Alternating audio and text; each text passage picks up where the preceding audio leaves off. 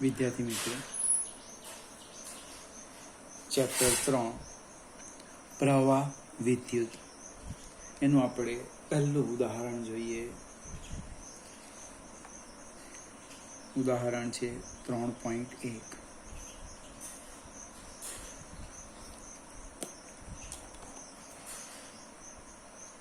એક 1.5 એમ્પિયર પ્રવાહનું વહન કરતા અને 10⁻⁻7 મીટર સ્ક્વેર જેટલું આડછેદનું ક્ષેત્રફળ ધરાવતા એક તારમાંથી વહન પામતા ઇલેક્ટ્રોન માટે સરેરાશ ડ્રિફ્ટ ઝડપ ગણો. તમને પ્રવાહ આપ્યો છે I 1.5 એમ્પિયર. આડછેદનું ક્ષેત્રફળ આપ્યું છે 10⁻⁻7 એકમ છે મીટર સ્ક્વેર. પ્રશ્ન છે ડ્રિફ્ટ વેગ શોધવાનો. હવે ડ્રિફ્ટ વેગ શોધવાનો હજુ કંઈક ખૂટે છે. આગળ જઈએ કે દરેક કોપરનો પરમાણુ લગભગ એક વાહક ઇલેક્ટ્રોન આપે છે. કોપરની ઘનતા આપી છે, ઘનતા ડેન્સિટી આપણે ρ લખીએ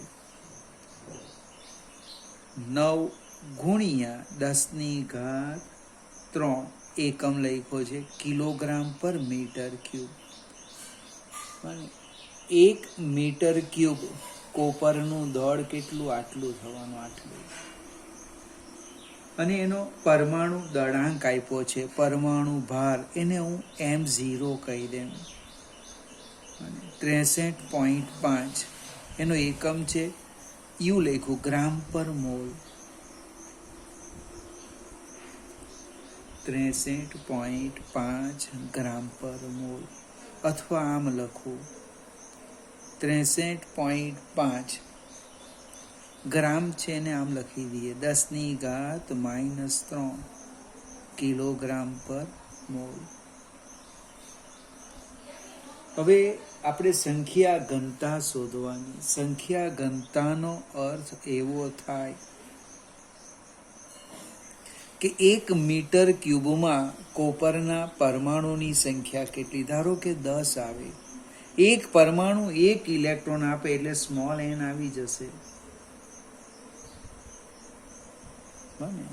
10. તો અહીંયા કેવી રીતે લખીએ? 1 મીટર ક્યુબનું દળ આપેલું છે ને 1 કિલોગ્રામમાં પરમાણુની સંખ્યા પણ આપી છે. એટલે હું આને આ રીતે લખવા પ્રયત્ન કરું કે 63.5 વાક્ય રચના જોજો. આપણે પરમાણુ ભારનો ઉપયોગ કરું છું. 63.5 ગુણ્યા 10⁻³ 63.5 ગુણ્યા 10⁻³ કિલોગ્રામમાં કોપરના પરમાણુ કેટલા? તો કે એને એવોગેડ્રો અંક 1 મોલનું દળ છે, 1 મોલનું દળ. તો આપણે એક સ્ટેપ આગળ વધીએ. આપણને ઘનતા આપી છે. કેટલી આપી છે? 1 કિલો, આપણે 1 મીટર ક્યુબનું દળ આપ્યું છે. 1 મીટર ક્યુબનું દળ તો 9×10⁻³ કિલોગ્રામમાં કોપરના પરમાણુ કેટલા? આટલા કિલોગ્રામમાં એને હોય તો આટલામાં કેટલા? એટલે આટલું દળ એ કોનું છે? 1 મીટર ક્યુબનું છે. એટલે અહીંયા તમને n મળશે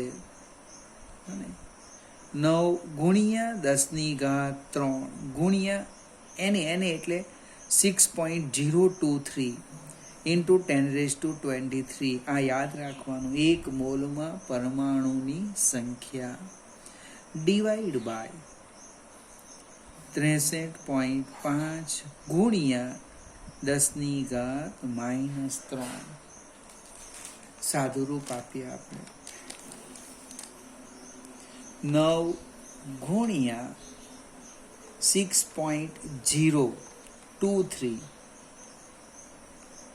ભાગ્યા 63.5 એટલે લગભગ 0.85 ગુણ્યા 10 જો આધાર સરખા ગુણાકાર ઘાતાંકનો સરવાળો એટલે 3 વત્તા 23. હવે આ ભાગાકાર છે એટલે બાદબાકી કરવાની. બાદબાકી એટલે ઓછા. કેટલા? તો કે ઓછા 3. કોઈક ડાયરેક્ટ પણ લખવું હોય તો લખી શકે કે વત્તા થાય. બરાબર, તમને અનુકૂળ આવે તે રીતે લખવાનું.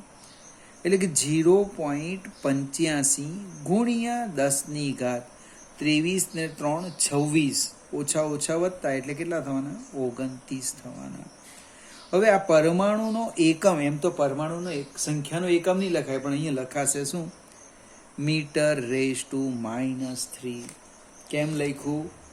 તો કે 1 મીટર ક્યુબમાં આવેલા કોપરના પરમાણુની સંખ્યા છે. હવે એક પરમાણુ, વાક્ય રચના જોજો નેક્સ્ટ. એક કોપરનો પરમાણુ અંદર ધારેલું છે તે લખું છું. 1 ઇલેક્ટ્રોન આપે. એક કોપરનો પરમાણુ 1 ઇલેક્ટ્રોન આપે તો ઇલેક્ટ્રોનની સંખ્યા ઘનતા લખું છું. ઇલેક્ટ્રોનની સંખ્યા ઘનતા કેટલી થવાની? n બરાબર 0.85 ગુણ્યા 10 મીટર રેઝ ટુ -3. કેવી રીતે લખ્યું? તો કે 1 મીટર ક્યુબમાં જેટલા પરમાણુ છે એટલા જ ઇલેક્ટ્રોન આવવાના. એ 1 ઇલેક્ટ્રોન આપે. ભાઈ આ જ દાખલો પૂછેલો છે કે કોપરનો પરમાણુ લગભગ 2 ઇલેક્ટ્રોન આપે તો આને 2 વડે ગુણવું પડશે. એક ઇલેક્ટ્રોન હોય તો આટલા, 2 હોય તો ગુણ્યા 2, 3 હોય તો ગુણ્યા 3. પણ એ બધી શક્યતા ઓછી છે. આ માત્ર સમજવા પ્રયત્ન કરવાનો. આપણી પાસે સ્મોલ n આવી ગયો. હવે પ્રવાહનું જે સૂત્ર છે એ ડાયરેક્ટ લખો તો પણ ચાલે, અથવા થિયરી યાદ કરતા જવાનું. અને થિયરીમાં પ્રવાહ લખેલો જો યાદ આવે તો NaVDE. કેવી રીતે લખેલો? તો એકમ સમયમાં ઇલેક્ટ્રોન VD જેટલું અંતર કાપે એટલે એ આડછેદનું ક્ષેત્રફળ અને VD લંબાઈના નળાકારનું કદ થયું AVD. એકમ કદમાં n ઇલેક્ટ્રોન હોય તો AVD માં કેટલા? તો કે NaVD.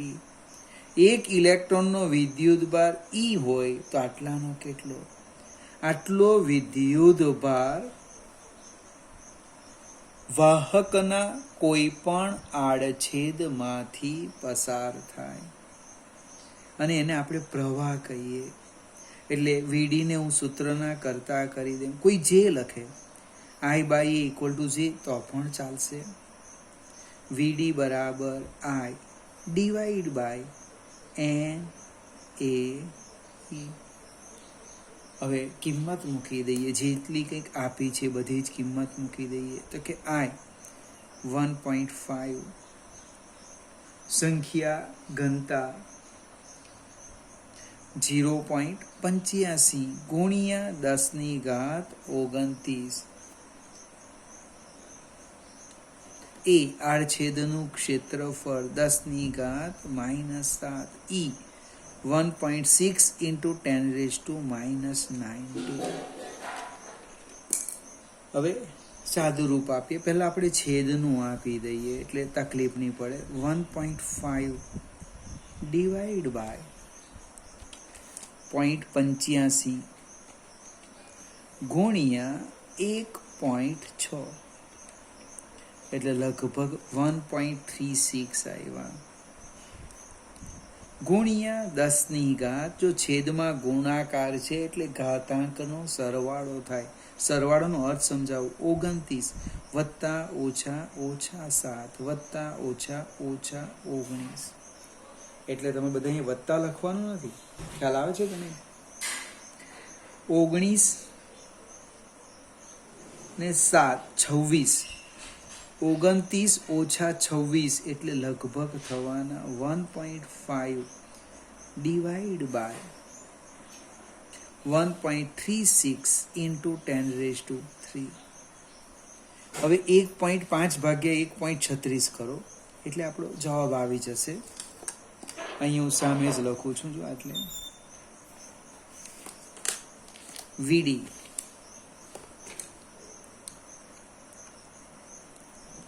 વીડી બરાબર 1.5 ભાગ્યા 1.36 એટલે લગભગ 1.1 આવે છે, ગુણ્યા 10 ઘાત. હવે અહીંયા પ્લસ હતા છેદમાં, ઉપર જાય એટલે શું થશે? માઇનસ થશે. -3 મીટર પર સેકન્ડ. કોઈકને વિચાર આવે આ 10 ઘાત -3 ગમતી નથી, તો એને આમ પણ લખાય 1.1 મિલીમીટર પર સેકન્ડ. પૂર્વક લખો, પૂર્વક. હવે આ દાખલો અહીંયા પૂરો થાય, પણ ચોપડીમાં હજુ કંઈક સમજાવેલું છે, એ જસ્ટ આપણે નોંધ કરીને સમજીએ કે સામાન્ય તાપમાને કોપર પરમાણુઓની ઉષ્મીય ઝડપ કેટલી. આવો છે કોપર પરમાણુની.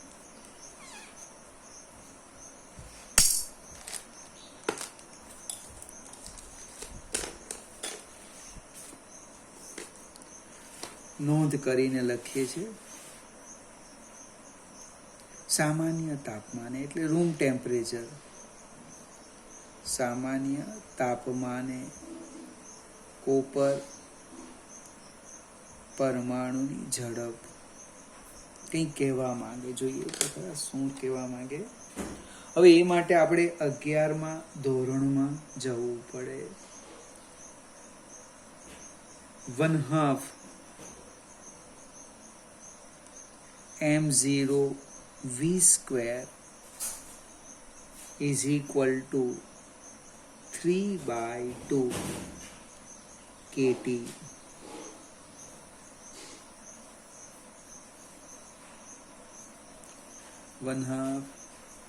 m0 v² બરાબર 3/2 kT. અથવા તો આપણે m0 લઈ લઈએ અને k ની જગ્યાએ r લખી દઈએ, એ આપણને સારું પડશે. 1/2 m0 v² બરાબર 3/2 RT. એટલે 2 ને 2 નીકળી જશે. v² આવે છે 3RT/m0. કિંમત મૂકી દઈએ. 3R 8.314. તાપમાન, હવે તાપમાન આપણે ટી અહીંયા સાઈડ પર લખું. સામાન્ય તાપમાન એટલે રૂમ ટેમ્પરેચર લઈ લે 27°C એટલે 300 કેલ્વિન ભાગ્યા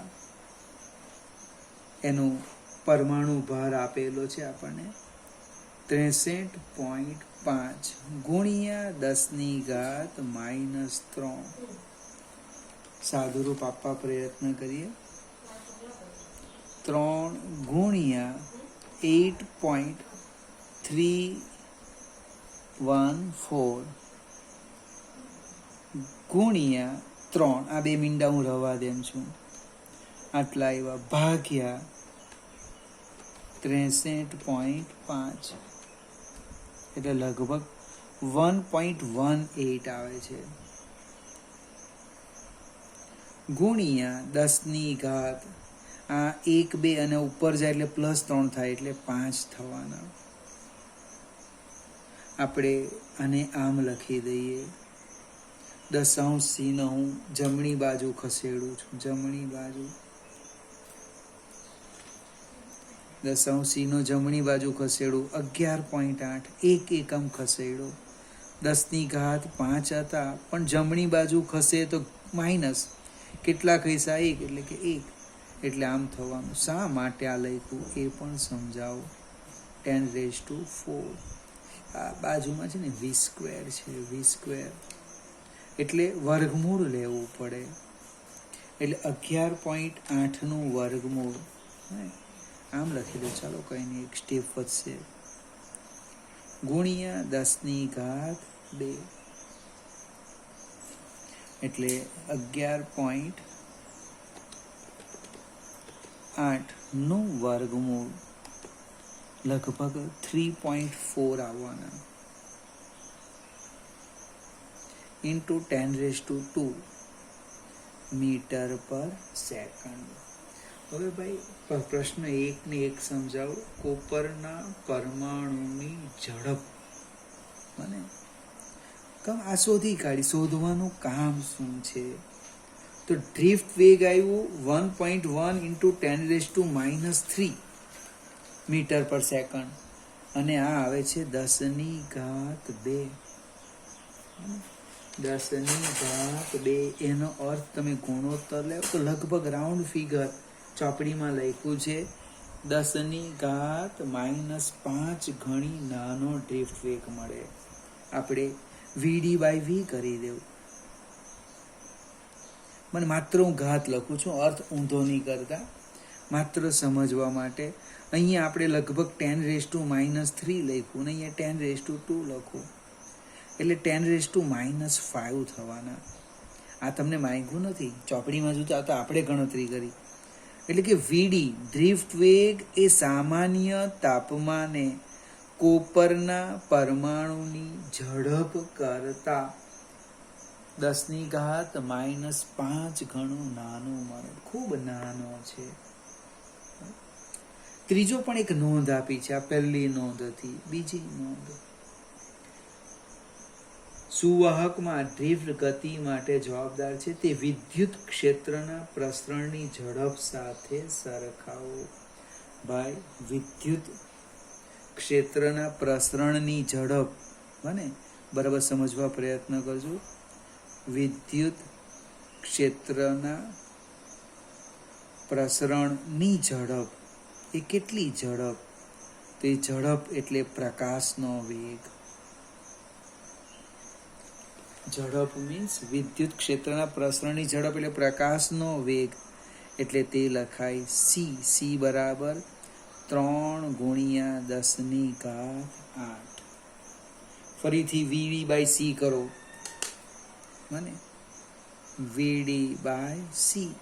તો VD 10⁻⁻3 અને આ લઈ લો 10⁸, એટલે 8 ને 3 11, લગભગ -11 આવે. ડ્રિફ્ટ વેગ ખૂબ નાનો છે અને પરીક્ષામાં દાખલો પૂછવાના નથી, અને પૂછે તો માત્ર આગળનો ભાગ, પહેલો ભાગ પૂછે, આ બે નહીં. પણ આ એક્ઝામ્પલ સમજવા પાછળનો હેતુ તમને થોડો ખ્યાલ આવે. ડ્રિફ્ટ વેગ, પરમાણુની ઝડપ સામાન્ય તાપમાને, અને વાહકમાં વિદ્યુત ક્ષેત્રની પ્રસરણ, એની સરખામણીમાં ડ્રિફ્ટ વેગ ખૂબ નાનો છે. આગળ જઈએ. ત્રીજો એક્ઝામ્પલ, બીજો MCQ છે, આપણે ચર્ચા કરીશું. એક ઇલેક્ટ્રિક ટોસ્ટરમાં, દાળ ભાત બનાવવા શામાં વપરાય ટોસ્ટર? યાદ આવે કે નહીં આવે? એક ઇલેક્ટ્રિક ટોસ્ટરમાં ગરમ કરવા માટે નિક્રોમ તારનો ઉપયોગ થાય છે. જ્યારે તેમાંથી અવગણ્ય પ્રવાહ પસાર કરવામાં આવે ત્યારે ઓરડાના તાપમાને તેનો અવરોધ આપેલો છે, આટલો છે. હવે એક તાપમાન આપેલું છે, હમણાં હું સંજ્ઞા લખતો નથી, માત્ર T લખું છું, સમજો. T0 T1 પછી લખીશું. કેટલું છે? 27°C. ત્યારે અવરોધ આપ્યો છે 75.3 ઓહ્મ. અહીંયા પણ સંજ્ઞા આપણે કંઈ ગમને લખતા નથી. જો ટોસ્ટરને 230 વોલ્ટના ઉદ્ગમ સાથે જોડવામાં આવે, એટલે વોલ્ટેજ આપ્યો મિત્રો 230 વોલ્ટ, 230 વોલ્ટના ઉદ્ગમ સાથે જોડવામાં આવે ત્યારે અમુક સમય બાદ પ્રવાહનું મૂલ્ય અમુક સમય પહેલા ધીમે ધીમે વધે, હવે વધીને આટલું અચળ બની ગયું 2.63 એમ્પિયર હોય તો નિક્રોમ તારનું સ્થાયી તાપમાન કેટલું હશે? એટલે એક કામ કરીએ, અને હું T0 લઈ લેમ અને હું R0 લઈ લેમ. હવે પ્રવાહ વહેવાથી તાપમાન વધવાનું બને, તો એ તાપમાન કેટલું છે એ આપણે શોધવાનું છે. તમને તાપમાન ગુણાંક આલ્ફા આપેલો છે 1.7 ઇન્ટુ 10⁻⁻⁴ સેલ્સિયસ ઇનવર્સ. મિત્રો અહીંયા સેલ્સિયસ ઇનવર્સ લખેલું હોય ને તો શાંતિ થઈ જાય, મગજ નહીં ઘસવાનું. નહીં તો કેલ્વિન હોય તો આને કેલ્વિનમાં ફેરવવું પડે. હવે આપણે ગણતરી કરીએ. કેવી રીતે કરીએ? તો આપણી પાસે અવરોધ અને તાપમાન વચ્ચેનો સંબંધ છે, યાદ આવે તો જો આપણે યાદ કરીએ. R બરાબર R0 1 plus alpha T minus T0. આપણે શોધવાના છે T. તમને T0 આપ્યા છે, આલ્ફા આપ્યા છે, R0 આપ્યા છે, પણ R નથી આપ્યા. હવે આ સૂત્ર શાના માટે લખેલું? તાપમાન વધતા ખરેખર અવરોધકતાનું છે, એના પરિમાણમાં ફેરફાર ન થતો હોય એ માટે લખેલું. એનો અર્થ અવરોધમાં ઓહમનો નિયમ લઈ લઈએ, V/I. એટલે કે V 230 ભાગ્યા 2.63, 230 ભાગ્યા 2.63 એટલે લગભગ 87.5, 87.5 ઓહમ. જો બધી જ કિંમત આવી ગઈ, R, R0, આલ્ફા અને T0, એટલે આપણને T મળશે. લખી દઈએ અહીંયા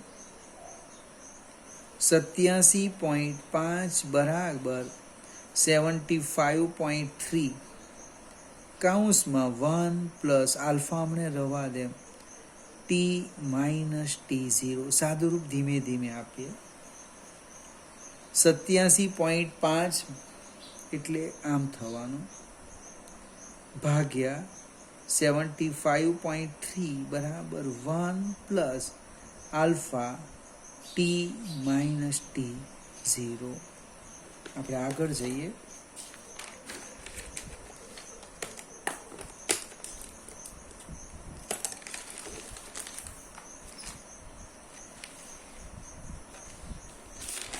આપણે 87.5 ભાગ્યા 75.3, 87.5 ભાગ્યા 75.3 એટલે લગભગ 1.16 આવે. 1.16 is equal to 1 plus alpha T minus T0. અને હું સૂત્રના કરતા કરું. આલ્ફા T માઇનસ T0 બરાબર 1.16 માઇનસ 1, એટલે કે T માઇનસ T0 બરાબર 0.16 ભાગ્યા આલ્ફા. હવે આલ્ફાની કિંમત મૂકી દઈએ 1.7 ઇન્ટુ 10⁻⁻⁴ એટલે 0.16 ભાગ્યા 1.7 એટલે લગભગ મળવાના 0.094 ઇન્ટુ 10⁻⁻⁴ ઉપર જાય એટલે +4 જાય. હજુ આને એક અંક લખીએ. કેમ લખીએ તે સમજાવું.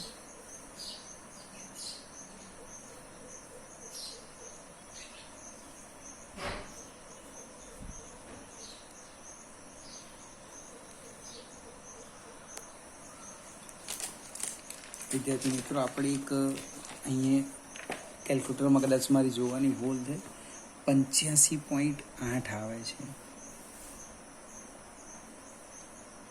અહીંયા 85.8 અને મારાથી લખાઈ ગયું 87.8.